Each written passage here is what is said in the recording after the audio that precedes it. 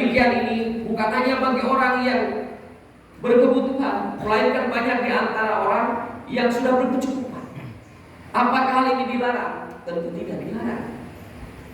Sebaik yang dilarang itu ketika kita melalaikan waktu kita untuk beribadah. Yang demikian tidak dilarang ketika kita menghabiskan waktu siang kita, waktu malam kita untuk pergi ke kantor, untuk melakukan bisnis dan sebagainya. Tentu tidak dilarang, tapi ingat dengan apa yang menjadi kewajiban atas Tuhan kita.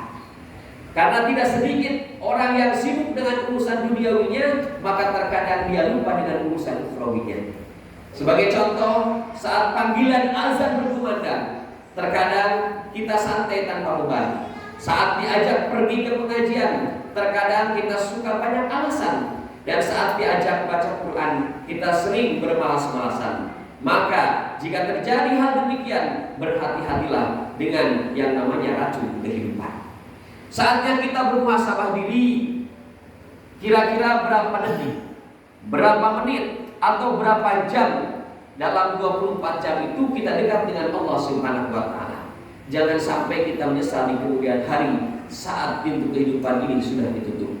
Nabi Ibrahim alaihissalam sudah berpikir pada tahapan bagaimana berkorban dengan nyawa. Sementara kita masih berpikir bagaimana ketika diminta berkorban waktu saja, diminta berkorban harta saja, diminta berkorban tenaga saja. Padahal sabda Rasulullah SAW, la tazulu qadama 'abdin yaumal qiyamah hatta yus'al an arba'. Tidak akan bergerak kaki seorang hamba kelak di yaumil kiamat sampai ditanya tentang 4 perkara. An umrihi fima afnah, tentang umurnya bagaimana dia habiskan.